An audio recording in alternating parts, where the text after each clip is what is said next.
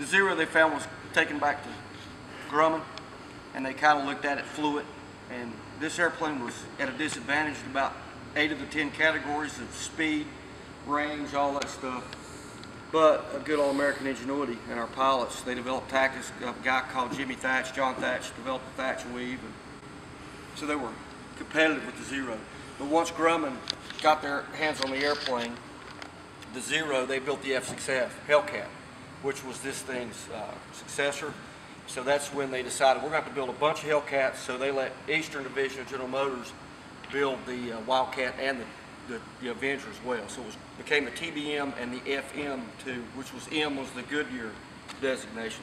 The Navy's kind of, their designation back then was kind of crazy. But what a girl.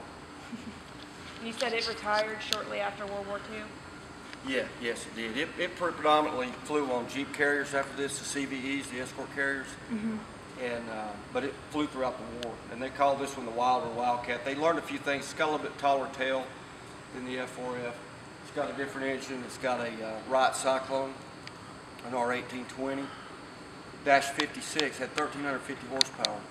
And when the F4F3 came out, the Dash 3, everybody loved it. It didn't have folding wings. The F4F-4 was the first to have folding wings, and it only had 450 calibers.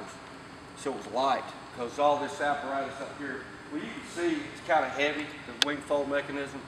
So any additional weight added a lot to the airplane's performance. And they put 6 guns in the F4F-4 with the folding wings. It was heavy, and with the 650 calibers, it had less ammunition. So the guys really weren't too happy with the F4F-4.